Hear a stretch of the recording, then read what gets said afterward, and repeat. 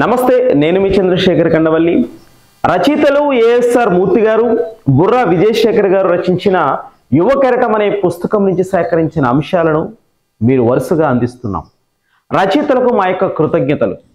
గత వారం రాజశేఖర రెడ్డి తన నివాసానికి శ్రీబాగ్ అనే పేరు ఎందుకు పెట్టుకున్నారు, అసలు రాయలసీమ హక్కులు ఏంటి, శ్రీబాగ్ ఒప్పందం ఏంటి అనే అంశాలు చర్చించుకున్నాం. ప్రస్తుతం రాజశేఖర రెడ్డి ముఖ్యమంత్రి పీఠం అధిష్ఠించడానికి 30 ఏళ్లు ఎందుకు పట్టింది అనే అంశాలను చర్చించుకుందాం. వీడియో చివరి వరకు చూడండి, మీకు తెలియని అంశాలు ఎన్నో ఇందులో పొందుపరిచాం. చివరిలో మీ యొక్క అభిప్రాయాన్ని కామెంట్ రూపంలో తెలియచేయడం మరువకండి. వివరాల్లోనికి వెళితే 1983 ఒకసారి రాజీవ్ గాంధీ, వైఎస్ ఒకే విమానంలో ఢిల్లీ నుంచి బయలుదేరారు. ఆ ప్రయాణంలో 45 నిమిషాల పాటు రాజీవ్ గాంధీతో మాట్లాడారు. ముఖ్యంగా రాష్ట్రంలో కాంగ్రెస్ యొక్క పరిస్థితి గురించి. 4 రోజుల తరువాత రాజీవ్ నుంచి ఫోన్ కూడా వచ్చింది. పిసిసి అధ్యక్షుడిగా పనిచేస్తావా అని అడిగారు. ఆ అవకాశమే వైఎస్ఆర్ రాజకీయ జీవితంలో కీలకమైన మలుపు. ఇందిరాగాంధీకి నచ్చజెప్పి మరి రాష్ట్ర కాంగ్రెస్కు వైఎస్ రాజశేఖర రెడ్డిని అధ్యక్షునిగా నియమించడంలో రాజీవ్ గాంధీ ప్రముఖ పాత్ర వహించారు. నిజానికి 33 మంది ఎంపీలు వ్యతిరేకించిన యువకులతో ప్రయోగం చేయాలన్న రాజీవ్ సూచనను మన్నించి ఇందిరాగాంధీ ఆయనను నియమించారు. అయితే 1985 ఎన్నికలలో అనేక మంది యువ అభ్యర్థులు ఓడిపోయారు. దీంతో రాజీవ్ గాంధీ కూడా యువ నాయకత్వం వైపు ఆశలకు స్వస్తి చెప్పారు. సరైన యువ నాయకత్వం ఏర్పడే వరకు కాంగ్రెస్ నాయకత్వంలో సీనియర్ నాయకుల చేతుల్లోనే ఉండాలన్నారు. ఎన్నికల సందర్భంలో వైఎస్ రాజశేఖర రెడ్డిని తొలగించాలనుకుంటూ అధిష్టాన వర్గం నుంచి వార్తలన్నీ. టికెట్ పంపిణీ వ్యవహారంలో వైఎస్ తమకు అన్యాయం చేశారని రాష్ట్రంలో సీనియర్ కాంగ్రెస్ నాయకులు భావించారు. యువకులను ఎంపిక చేసే క్రమంలో మదన్ మోహన్, నేదురుమల్లి జనార్దన్ రెడ్డి లాంటి సీనియర్లకు టికెట్ ఇవ్వలేదు. దీనితో వారి ఆగ్రహానికి గురికాక తప్పదని, పిసిసి హోదాను వదులుకోక తప్పదని వైఎస్ కూడా భావించారు. అందుకు ఆయన సిద్ధంగానే ఉన్నారు. 1984 డిసెంబర్లో లోక్సభ ఎన్నికల్లో పార్టీ పరాజయం పొందినప్పుడు నైతిక బాధ్యత వహిస్తూ పిసిసి అధ్యక్ష పదవికి వైఎస్ రాజీనామా చేశారు. మళ్ళీ 1998లో వైఎస్ 2వ విడత పిసిసి అధ్యక్షునిగా నియమితులయ్యారు. మే 9న బాధ్యతలు తీసుకుంటూ తెలుగుదేశం ప్రభుత్వం విధానాల మీద, బీజేపీతో అపవిత్ర పొత్తు మీద ద్విముఖ వ్యూహంతో పోరాటం సాగిస్తామని ప్రకటించారు. నిజానికి ఈ విడత రాజశేఖర రెడ్డి చాలా కష్టపడ్డారు. పార్టీలో వివిధ విభాగాల సదస్సులు జరపడం మొదలుకొని తెలుగుదేశం వైఫల్యాలను ఎప్పటికప్పుడు ఎండగడుతూ కాంగ్రెస్ పార్టీ పట్ల ప్రజాదరణ మళ్లీ పుంజుకోవటానికి కృషి చేశారు. 1999 ఎన్నికల నాటికి పార్టీ బాగానే సమయత్తం చేయగలిగారు. ఆదర్శ ఆంధ్రప్రదేశ్గా లక్ష్యానికి కాంగ్రెస్ పార్టీ పనిచేస్తుందని హామీ ఇచ్చారు. అప్పటికే ప్రజలకు చంద్రబాబు నాయుడు గారి మీద భ్రమలు తొలగిపోతూ వచ్చాయి. ఉచిత విద్యుత్ బిల్లుల బకాయిల రద్దు, శాసనమండలి పునరుద్ధరణ, పేదలకు బియ్యం లాంటి ఎన్నో అంశాలతో పార్టీ ఎన్నికల మేనిఫెస్టో తయారయ్యింది. అవి చంద్రబాబు నాయుడు గారు, ఎన్టీఆర్ లేకుండా ఎదుర్కొంటున్న ఎన్నికలు కావడంతో మరింత ప్రతిష్టాత్మకంగా తయారయ్యాయి. తెలుగుదేశం పార్టీకు గడ్డు కాలమేనన్న అభిప్రాయం సర్వత్రా వ్యక్తమవుతూ వచ్చింది. కానీ ఎన్నికల సమయానికి బీజేపీతో పొత్తు పెట్టుకోవడంతో చంద్రబాబుకు లాభించింది.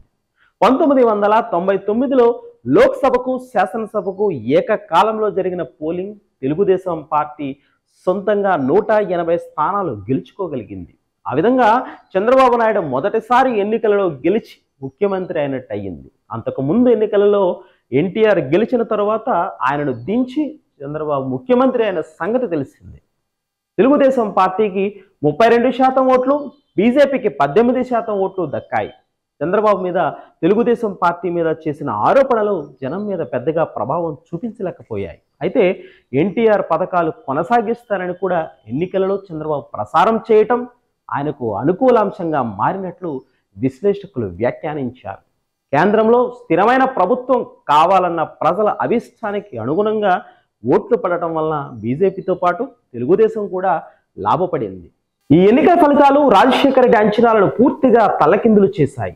గెలుపు మీద ఎంత నమ్మకం ఉంటే పోలింగ్ పూర్తయి ఫలితాలు రాకముందే ఆయన తన మంత్రివర్గ జాబితా కూడా సిద్ధం చేసుకున్నారన్న వార్తలు వచ్చాయి. కాంగ్రెస్ ఓడిపోవటం, అది కూడా 2 సార్లు తాను పిసిసి అధ్యక్షునిగా ఉన్నప్పుడే ఓడిపోవడం రాజశేఖర రెడ్డి గారిని బాగా కృంగదీసింది. నిజానికి ఆ సమయంలో కేవీపీ రామచంద్రరావు కొంతమంది జర్నలిస్టులను పిలిచి వాళ్లతో రాజశేఖర రెడ్డి గారికి ధైర్యం చెప్పించారు. ఆ తరువాత 5 ఏళ్ల కాలంలో అలా వైఎస్కు సన్నిహితంగా ఉంటూ వచ్చిన జర్నలిస్టులు వైఎస్ అధికారంలోనికి వచ్చిన తరువాత ఏదో ఒక రూపంలో లబ్ధి పొందారని కూడా చెబుతారు. కారణాలు ఏమైనప్పటికీ రెండో విడత పిసిసి అధ్యక్షునిగా ఉండి 1999 ఎన్నికలు కూడా గెలిపించలేకపోయారన్నది నిజం. కానీ కాంగ్రెస్కు ఊరట కలిగించిన విషయం కూడా ఒకటి ఉంది. శాసనసభలో కాంగ్రెస్ పార్టీ ప్రాతినిధ్యం పెరిగింది. అంతకు ముందున్న 25 సీట్ల నుంచి 91 స్థానాలకు పెరిగింది. అంతకు మించి సాధించలేకపోయింది. వైఎస్ రాజశేఖర రెడ్డి కాంగ్రెస్ శాసనసభాపక్ష నాయకుడయ్యారు. ఆ విధంగా ప్రతిపక్ష నాయకుడి హోదా దక్కింది. సిఎల్పి నాయకుడిగానే 2004 ఎన్నికలలో గెలిచారు. ముఖ్యమంత్రి అయ్యాక కూడా మళ్ళీ 2009 ఎన్నికల నాటికి ఆయన సిఎల్పి నాయకుడే. మొత్తానికి వైఎస్ రాజశేఖర రెడ్డి పిసిసి అధ్యక్షుడిగా ఉన్న 2 సార్లు కాంగ్రెస్ను గెలిపించలేకపోయారు. కానీ సిఎల్పి నేతగా ఉన్న 2 సార్లు పార్టీ అధికారంలోనికి వచ్చింది. ఆయన ముఖ్యమంత్రి అయ్యారు. 1985 నుంచి 1998 వరకు పార్టీలో వైఎస్ నిత్య అసమ్మతవాదిగా పేరుపడ్డారు. రాజీవ్ దృష్టిలో పడడం ద్వారా జాతీయ స్థాయిలో కొంత చెయ్యూత దొరికినప్పటి మాట నిజమే, అయినా పూర్తి స్థాయిలో నిలదొక్కలేదు. పైగా సీనియర్ నాయకుడు కోట్ల విజయభాస్కర్ రెడ్డి అప్పట్లో ఢిల్లీలో కీలకమయ్యారు. ఆయన ఎప్పటికప్పుడు వైఎస్కు అడ్డు పడుతూనే వచ్చారు. మరోవైపు నేదురుమల్లి జనార్దన్ రెడ్డి కూడా వైఎస్ తనకు ఎక్కడ అడ్డంగా తాగుతారోనని ఎప్పటికప్పుడు అడ్డుపుల్లలు వేస్తూనే ఉన్నారు. 1991 లోక్సభ ఎన్నికల సమయంలో కడప స్థానానికి పోటీ చేస్తున్న ఇండిపెండెంట్ అభ్యర్థి పోలంకి వెంకట సుబ్బయ్య హత్యకు గురయ్యారు. దీనితో ఎన్నిక వాయిదా పడింది. ఉద్దేశపూర్వకంగా ఎన్నిక వాయిదా పడేందుకే ఈ హత్య చేయించి ఉంటారన్నది రాజశేఖర రెడ్డి వర్గీయుల అనుమానం. అప్పటికే రాజీవ్ హత్య జరిగి ఉంది. ఆ ఎన్నికలలో కాంగ్రెస్ గెలుస్తుందన్న అంచనాలు మొదలయ్యాయి.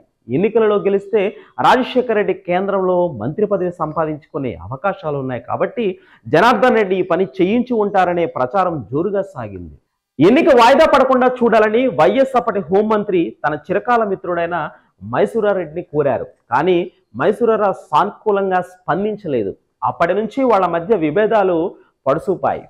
ఆ తర్వాత మరింత పెరిగాయి. 1990లో వెంకటగిరి ప్రాంతంలో నేదురుమల్లి వర్గం దూకుడుగా వ్యవహరిస్తూ ఉండడం కొన్ని వర్గాలకు ఇబ్బందికరంగా తయారైంది.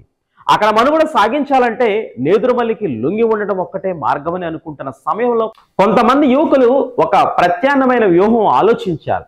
స్థానికంగా ఉన్న బుర్రా విజయశేఖర్ అనే జర్నలిస్ట్ ఈ పుస్తక రచయితల్లో ఒకరు. కరుణాకర్ అనే యువకుణ్ణి అధ్యక్షునిగా ఉంచి వైఎస్ఆర్ యువసేన పేరుతో ఒక సంఘాన్ని ఏర్పాటు చేశారు. అలా వైఎస్ఆర్కు యువ అభిమానులు ఒక యువసేనగా ఏర్పడటం అక్కడే మొదలయ్యింది. ఈ సంఘ సభ్యులు నేరుగా వెళ్లి రాజారెడ్డిని కలుసుకుని తమ సంఘం గురించి, వెంకటగిరిలో నేదురుమల్లి వలన తాము ఎదుర్కొంటున్న సమస్యల గురించి వివరించారు. వైఎస్ఆర్ యువసేన ఆవిర్భావ కార్యక్రమానికి ముఖ్య అతిథిగా రావాలని కోరారు. వెంటనే సానుకూలంగా స్పందించిన రాజారెడ్డి అక్కడికి వెళ్లటమే కాదు, యువసేనకు తమ మద్దతు ఉందని, ఎవరు దుస్సాహసాలకు పాల్పడవద్దని పరోక్షంగా హెచ్చరించి మరీ వెళ్లారు. అందుకే నేదురుమల్లి కూడా వైఎస్ మీద కక్ష సాధించడానికి అవకాశం కోసం ఎదురు చూస్తూ ఉండేవాడు. పివి నరసింహారావు అనూహ్యంగా ప్రధాని అయ్యారు. సకాలంలో ఎన్నికలు జరిగి ఉంటే తనకు కేంద్ర మంత్రి పదవి దక్కేదని వైఎస్ కాస్త బాధపడ్డారు. అదే సమయంలో పివి ఎంపీ కాదు కాబట్టి ఏదో ఒక చోట నుంచి ఎంపీగా ఎన్నికలు కావాల్సి ఉంది. కడప నుంచి పోటీ చేయించి గెలిపిస్తే తనకు ముఖ్యమంత్రి పదవి ఇచ్చే అవకాశం ఉండవచ్చనేమోనని వైఎస్ ఆశించారు. పివిని కలుసుకొని కడప నుంచి పోటీ చేయాలని కోరారు. ఎలాగో ఎన్నిక జరగాల్సి ఉంది కాబట్టి పివి కూడా మొగ్గు చూపుతారేమోనని నేదురుమల్లితో పాటు కోట్ల కూడా భయపడ్డారు. వెంటనే ఇద్దరూ కలిసి వ్యూహం పివిని కలుసుకుని కడప కాకుండా మరేదైనా నియోజకవర్గం ఎంచుకోవాలని సూచించారు. ఈలోపు వైఎస్ కూడా మరో ఆలోచన వచ్చింది. పివి కడప ఎంచుకున్నా తాను శాసనసభకు ఎన్నిక కావాలి కాబట్టి పులివెందుల ఎమ్మెల్యే అయిన తన సోదరుడు వివేకానందారెడ్డి చేత రాజీనామా చేయించారు. అప్పటి కడప లోక్సభ స్థానానికి, పులివెందుల శాసనసభ స్థానానికి ఎన్నికలు జరగాల్సి ఉంది. అయితే నంద్యాల ఎంపీ గంగుల ప్రతాప్ రెడ్డి చేత రాజీనామా చేయించి అక్కడి నుంచి పివి పోటీ చేసేలా ఒప్పించడంలో కోట్ల నెదురుమల్లి విజయం సాధించారు. అదే సమయంలో వైఎస్ ఇక్కడ రాష్ట్రంలో పక్కలో బల్లెంలా తయారవుతారన్న భయంతో శాసనసభకు పోటీ చేయకుండా కూడా అడ్డుకున్నారు. వీడియో పూర్తిగా చూసినందుకు ధన్యవాదాలు. వచ్చే వారం నటరాజన్ కమిషన్ ప్రతిపక్ష నాయకుడిగా రాజశేఖర రెడ్డి పాత్ర గురించి చర్చించుకుందాం. మీ అభిప్రాయాలను కామెంట్ చేయడం మాత్రం మరవకండి.